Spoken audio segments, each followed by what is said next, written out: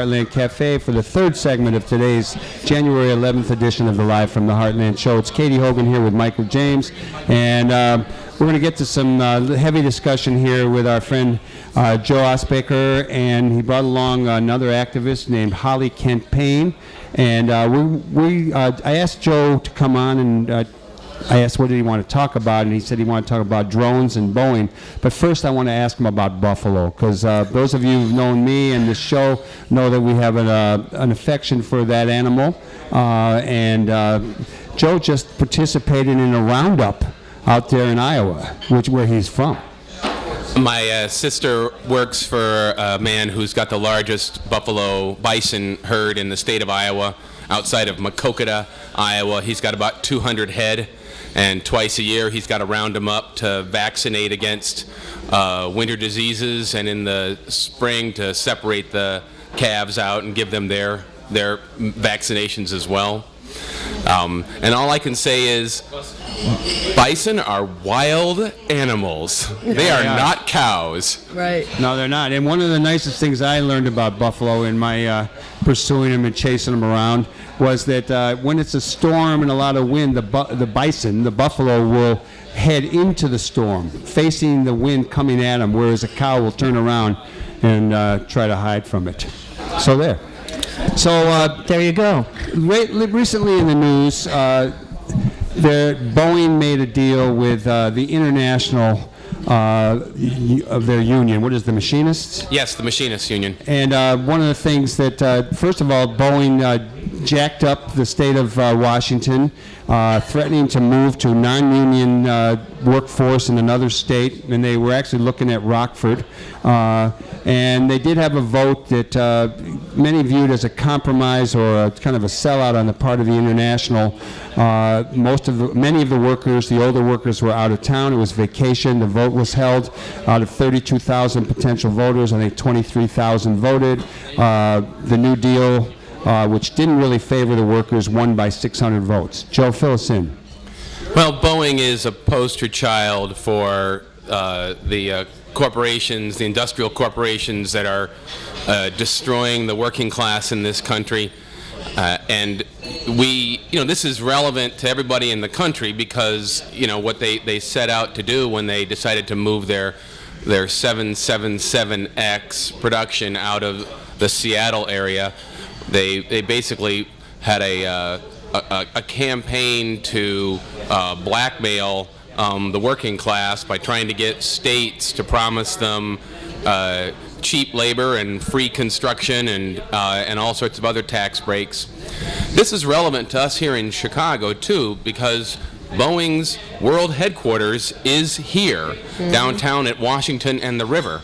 Right. And Boeing does a lot of philanthropy. Yes, they do. They're on the board. Their president, James McInerney, is on the board of the Civic Opera House, and they've got they're one of the major donors to the Field Museum and all these other good causes.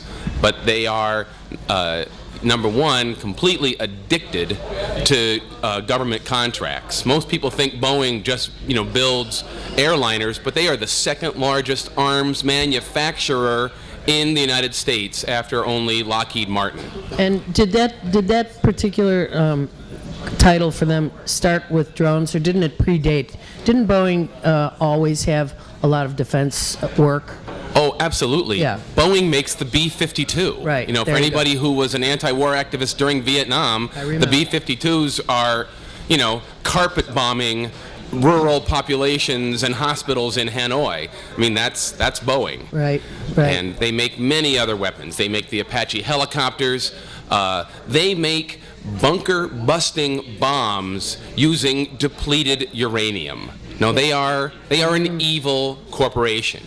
And in addition, when they moved here, they had an early version of their whipsawing of the states. The state of Illinois gave them $63 million. We like to do that in Illinois. To move to Chicago. We like to do that in We want Illinois. more big corporations to be headquartered here. And they didn't even bring any jobs here. We really like to do that in Illinois.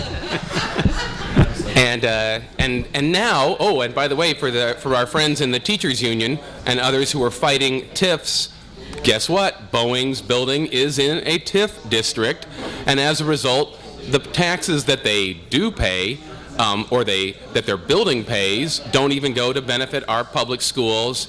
And a recent report by Ralph Nader pointed out that Boeing has actually paid no taxes, federal or state, in a decade because of loopholes and because the states don't pursue taxes against corporations. Joe, can you tell us a little bit about how Boeing ended up here, how they were pursued? There's a lot of stuff to cover here, so let's give us a little background on how they were recruited to come to Illinois. Well, they were looking for someplace outside of Seattle. They wanted to come, someplace, nearer to the center of the country. And really, there were two other cities that were in the main running. St. Louis, where Boeing has their weapons division headquarters, by the way, and Denver, Colorado, and Chicago outbid them by a magnitude of 3-1. St. Louis offered them about $20 million in tax breaks, but nothing came close to then Mayor Daley's $63 million package. Gift package. Do St. Louis and Denver and the Boeing operations there have a unionized labor force? They do. I don't know, ultimately what the decisions at the Boeing board that favored it, other than the $63 million. But the point is that for anybody in Chicago that's fighting to, for our kids, for our neighborhoods, for our health care, all those things that public monies are supposed to go to, this corporate welfare king is working against us. And well, Holly Kent-Payne is here with you, also an activist on the issue of drones, I'm sure. Holly, I'm assuming that you're being a college student. No, you're a student? I'm an adjunct, actually. She's actually a But teacher. I was a you're student. a faculty. I'm so sorry. I didn't No, realize it's that. okay. When we get older, it's hard to tell.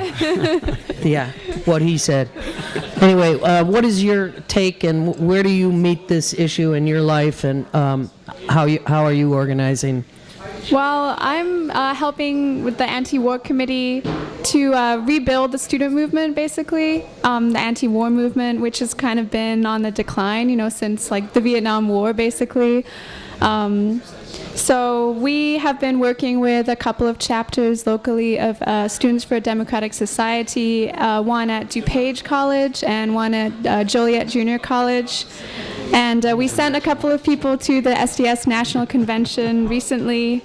But basically, I feel like students really have a vested interest in being opposed to the war, primarily for economic reasons, because of, well, student debt is like an all-time high right now.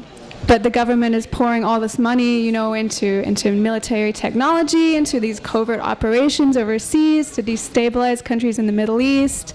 And I think that, when people are in college, they're sort of developing a critical perspective on the world, like trying to figure out, where they stand, and they're sort of realizing that the things that they're being told about their country's place in the world are lies, and they're, really sort of open to these ideas that we should be opposing the war. We all have an interest in it. So when you started, you were saying you're working on rebuilding an anti-war movement amongst the students. One of the things that helped the student movement in the 60s was the draft. Yeah, definitely. So don't lose hope, because the fact of the matter is a lot of students wouldn't have cared back then if their lives weren't threatened by the draft, and they were forced to learn about foreign policy in a way that most U.S. citizens, be they student, adult, or otherwise, simply stay ignorant. Because it's too heavy duty. Yeah. Right? To have the responsibility of the most powerful and most militarized nation on the planet and not stand up every day and go, gee, what can I do to not bomb people? Right. And I think over and over we have to realize that we have to keep starting over all the time. I mean, I remember as a former national officer of Students for Democratic Society in its earlier incarnation, I remember a guy named Carl Whitman, who passed away, but I think when he was at Swarthmore, there was not a lot of activity. He went around in his dormitory and started knocking on people's doors and just asking them what they thought about things and started to engage them in conversation. And I think that's probably a tactic that will be good for time immemorial. In fact, how do you say that, time in memorial? You just did it right. That's very good, Michael. The other thing that I know that is a huge impact on folks here at home is when veterans come back and are activists against the war. And the Iraq veterans against the war, the Afghanistan veterans against the war are growing in numbers as these men and women come back and find each other. I know that when I was in high school and a couple guys came back from Vietnam and spoke to our high school, that changed minds like that. Having someone who says, no, this is actually what is happening over there. Yeah, let me just relate two points about working together with the IVAW. The first is one of the proudest moments in the anti-war movement in Chicago was when the vets led the march against NATO in May of 2012, and 40 of them got up there and threw their medals awarded to them in the so-called War on Terror, threw their medals in the direction of McCormick Place to tell the NATO generals where they could put them. And then the second thing I want to say is, in going after Boeing, the reason we picked Boeing was because they're ours. They're Chicago's problem. But as we dug into it, we found out that so there's this drone war going on in Pakistan, in Yemen, in Somalia. We're still using drones in Afghanistan, of course, and elsewhere in these undeclared wars. Boeing does make some drones, but they don't make the combat drones, but they wanna. Who makes the combat drones? There's a smaller company called General Atomics, which is a company that broke away from General Dynamics. Right. But they are the maker of the Predator and Reaper drones that are the combat drones used by the U.S. Is McDonnell Douglas involved in anything? They were another big air maker or plane maker. Well, while you were sleeping, Boeing ate McDonnell Douglas. Okay, I slept. But Airbus outsold them this year. That's I noticed correct. in the war. That's That's a combination, a European air company. So what we found out is that I'm waking up now. The rest of the military budget is declining. The United States, because of the economic crisis, just can't afford to have so many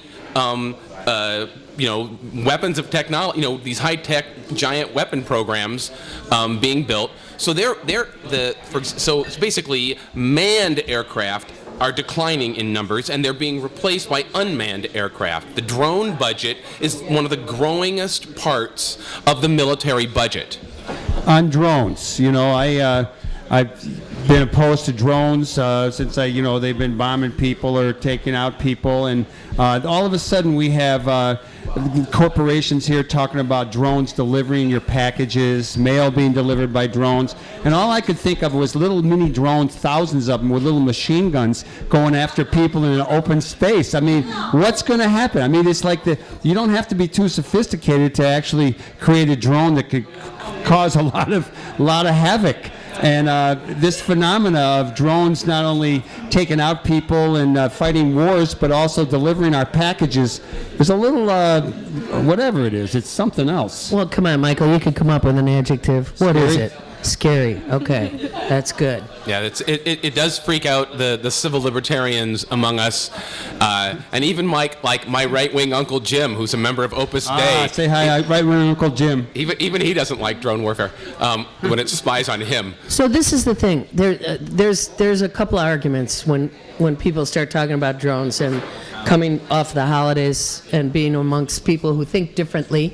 We've got some fresh ones, and one of the problems I think is people will say, isn't this better?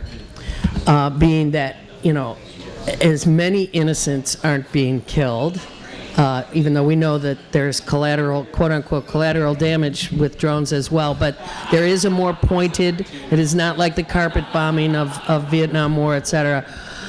I have a problem with the notion of a guy or a gal sitting at a With a joystick of some kind. sitting in a place in Massachusetts or Arizona, Or Utah. shooting people in Pakistan. I have a moral issue with that. I mean, talk about I guess there won't be any whites of the eyes in this battle, right? Yeah, what were you going to say? Well, I mean, I think that there is, maybe there's not like people on the ground physically getting hurt, but there are really high rates of, post-traumatic stress syndrome among drone pilots, and I think that, really high suicide rates, because it's very traumatic. They're watching these people like for months sometimes, the same people. They get to know them, they get to observe their lives, and then they have to kill them. It's not like they can just fly away. They really see the whole thing. So, but I also think that, people don't really understand. They think, it's targeted killing, but they really often don't know who they're killing. Yeah. Like a lot of the time, and this has come out, through various leaks, that there's it's kind of random in a way, and it's actually creating a lot more terrorists than they're, stopping, because that's what war does. Right, exactly. War creates terrorists. I want to just say one more thing about the arguments in favor of drones. Yeah. One of the reasons that the Iraq vets are important for the anti-drone campaign is because when we go out and leaflet on street corners or on college campuses, the main argument we hear from regular people is, well, at least our guys and girls are not in danger. And we need the vets to get up and say, that doesn't make it okay. Right. As somebody who fought in Iraq, as somebody who fought in Afghanistan, those wars are not bad just because Americans died. Those wars are bad because what we're doing to those countries, and drone wars are bad as well. Yeah, yeah. Let me ask either of you to tell us a little bit about what is the plan going forward to be critical of Boeing, to take them on, to challenge them, to someday topple them. Well, someday the reason Form them. what Boeing is doing in the drone economy is they are after the next combat drone contract. The Navy has a multi-billion-dollar contract to build a drone that can be launched from aircraft carriers and returned to aircraft carriers. The current drones are not jet-powered. They want a jet-powered drone, and Boeing has designed one that is the size of a fighter plane. It can fly at subsonic speeds. It can carry thousands of pounds of weaponry and bombs, and it can travel thousands of miles. So think not bombing in the tribal areas of Pakistan, think Iran, launched from an aircraft carrier. Think China, if the pivot to the east becomes what it has the potential to become. Deflect.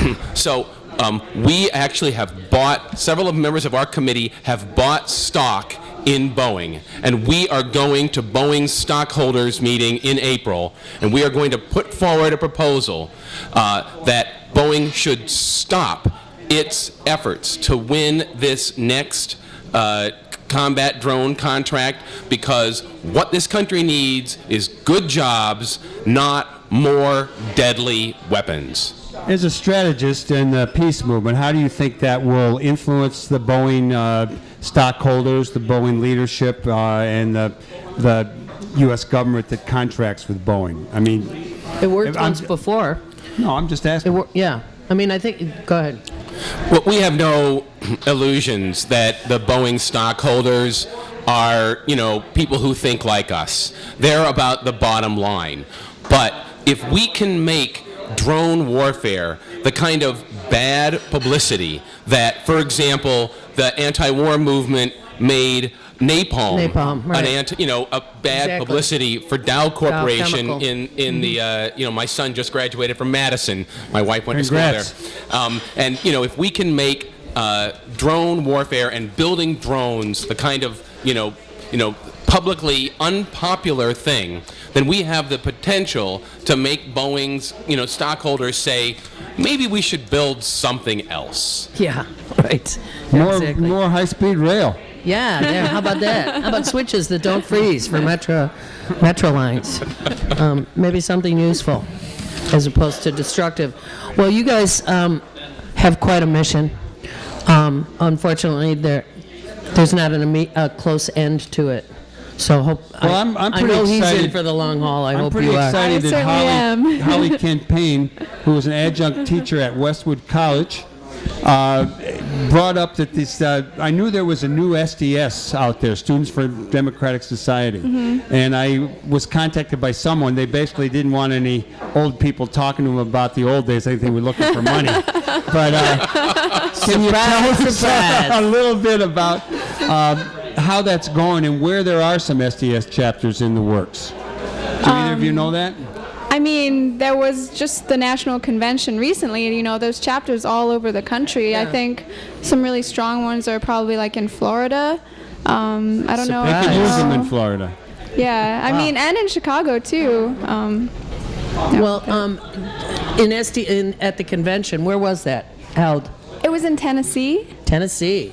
Wow. Right, the geographic Very cool. center of the new SDS is not the traditional movement schools in the Northeast. It's more the Or Chicago. It's basically from from the Midwest, the Upper Midwest, Minnesota, Wisconsin, Chicago, down through the Florida. Actually, yes. The traditionally populist center of the country. Chicago's a very different place than it was 40 years ago. I mean, not Chicago, Florida is. Florida is a very different place than it was 40 years ago. Yeah. Actually, a number of the SDSers played big roles in organizing protests after the acquittal of Zimmerman in the Martin case. They were organizing on a lot of campuses and worked together with the black student movement down there. There's also a number of SDS chapters that are very close to the immigrant rights movement down there.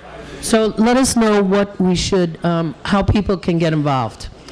So Well, go ahead, Holly. the Antiwar Committee of Chicago has meetings every 2 weeks. Our next meeting is on Sunday at 4 p.m. It's at 37 South Ashland. And we'll be having a discussion on the Middle East peace process and the campaign to stop Boeing from getting the next killer drone contract. So And 37 South Ashland is Yeah. what Union Hall? it's the UE Hall. UE, okay. Ah, course, UE, of United course. Electrical Workers. Of course. Progressive Union back then and today. So that's Sunday, at what time did you It's say, at Holly? 4 p.m. 4 p.m. at 37 South Ashland. Yep. And anything that you want to let people know, Joe, about ongoing Boeing action? And other issues, maybe? Right. Our website is kind of long also, referring to the previous people on previous guests. Our website is all one word, Anti-War Committee Chicago. Anti-War Committee Chicago .blogspot.com. Okay, let's have a big round of applause for Joe Iosbaker and Holly Kent-Payne. A couple of anti-war activists doing great work, encouraging us all to follow suit because thinking- it isn't going to happen unless we all get involved.